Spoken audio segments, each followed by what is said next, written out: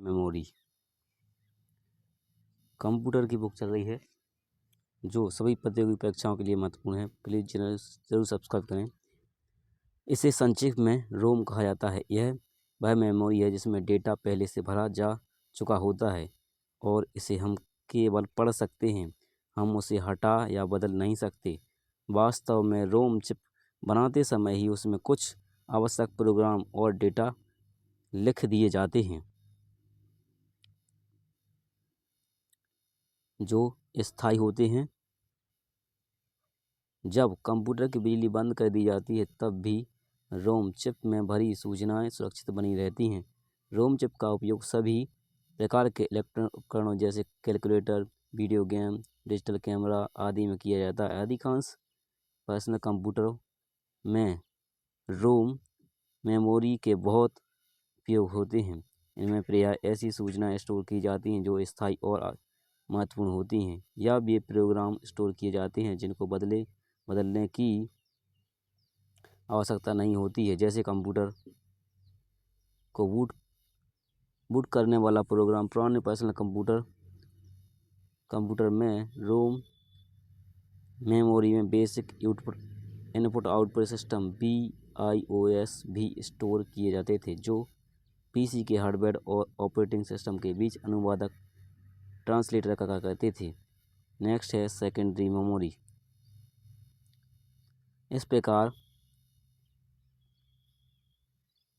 की memory CPU से बाहर होती है, इसलिए इसे बाह्य यानी एक्सटर्नल या द्वितीयक मेमोरी भी कहा जाता है। कंप्यूटर की मुख्य मेमोरी बहुत महंगी होने तथा बिजली बंद कर देने पर उसमें रखी अधिकतर सूचनाएं नष्ट हो जाने के कारण ना तो हम इसे इच्छानुसार बढ़ा सकते हैं और ना ही हम इसमें कोई सूचना स्थायी रूप से स्टोर कर सकते हैं। इसलिए हमें आवश्यक मेमोरी का उपयोग करना पड़ता है। इसकी कीमत तुलनात्मक दृष्टि से बहुत कम और डेटा स्टोर करने की क्षमता कैपेसिटी बहुत अधिक होती है। इसमें एक ही कमी है कि माध्यमों में डेटा को लिखने यानी स्टोर करने तथा पढ़ने यानी प्राप्त करने में समय बहुत लगता है। इसलिए हम इसमें ऐसी सूचनाएं भंडारित करते हैं जिन्हें लंबे समय तक सुरक्षित रखना हो तथा जिनकी अवस्था लगातार नहीं पड़ती हो। सहायक मेमोरी का उपयोग बैकअप के लिए किया जाता है। जब हम किसी डेटा की तत्काल आवश्यकता नहीं रहती है तो इसे किसी चुंबकीय माध्यम जैसे फ्लॉपी डिस्क, चुंबकीय टेप पर नकल करके अलग सुरक्षित कर लिया जाता है। ऐसा प्रयास हार्ड डिस्क को खाली करने के लिए किया जाता है ताकि उस पर ऐसा डेटा भरा जा सके जिसकी आवश्यकता पड़ रही हो और डिस्क पर जगह न हो। बैकअप साधन में भंडारित किए गए डेटा को आगे कभी आवश्यकता पड़ने पर हार्ड डिस्क पर उतारा या नकल किया जा सकता है। प्रारंभिक कंप्यूटरों में छिद्रित कार्ड, पेपर टेप, चुंबकीय टेपों का प्रयोग सहायक भंडार के लिए किया जाता था, लेकिन आजकल मुख्य रूप से चुंबकीय डिस्कों का प्रयोग इस कार्य हेतु किया जाता है जो कई प्रकार के सुविधाजनक हैं। पहला है मदरबोर्ड।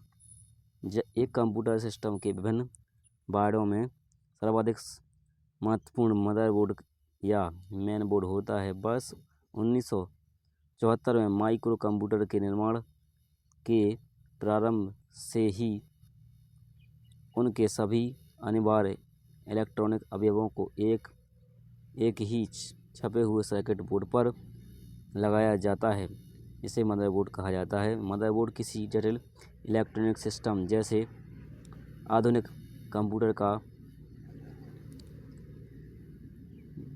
केंद्रीय या मुख्य सर्किट बोर्ड होता है, जो इसे मुख्य बोर्ड या base board, system board, logic board भी कहा जाता है।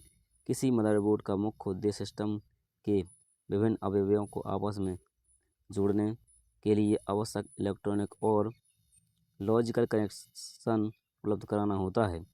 एक सामान्य डेस्कटॉप कंप्यूटर इसके मदरबोर्ड में माइक्रो प्रोसेसर, मुख्य मेमोरी एवं अन्य अनिवार्य अवयव लगाकर बनाया जाता है। इसके अलावा अन्य बहुत से अवयव जैसे बाह्य भंडारण उपकरण, वीडियो कंट्रोलर, साउंड कंट्रोलर, बाहरी इनपुट आउटपुट उपकरण आदि मदरबोर्ड के साथ किसी कनेक्टर या केबल के माध्यम से जुड़े होते हैं। हालांकि कंप्यूटर में इनमें से अधिकांश अवयव मदरबोर्ड में पहले से भी जुड़े हुए मिलते हैं। नेक्स्ट है बस। CPU डेटा निर्देशन तथा सूचना डाटा इंस्ट्रक्शन एंड इंफॉर्मेशन को कंप्यूटर के विभिन्न अवयवों तथा पेरिफेरल डिवाइसों को भेजता है। इस आवागमन के लिए विभिन्न बसें प्रयोग की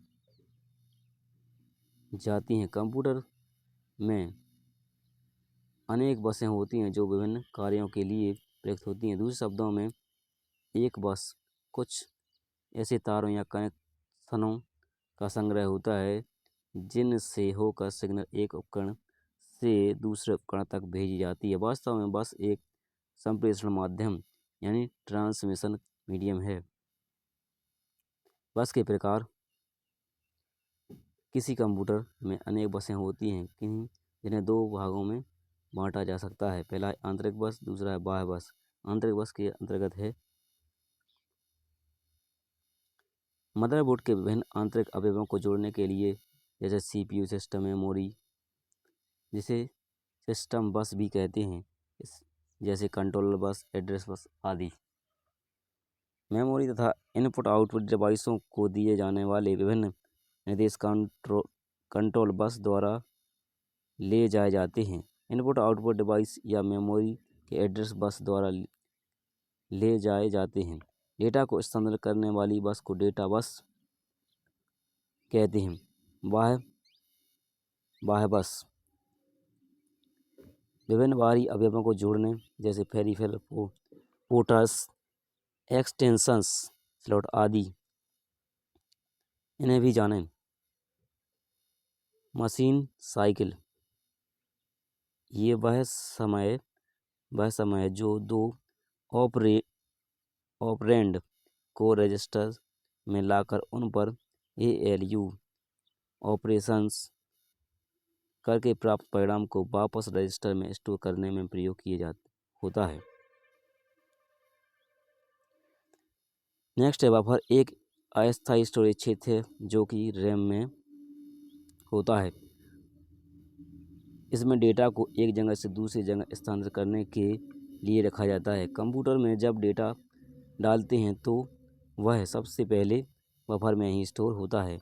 किसी कंप्यूटर के कार्य निष्पादन करने की क्षमता यानी परफॉर्मेंस उसके रजिस्टर्स, रैम, कैश मेमोरी के आकार तथा सिस्टम ब्लॉक की गति पर निर्भर करती है।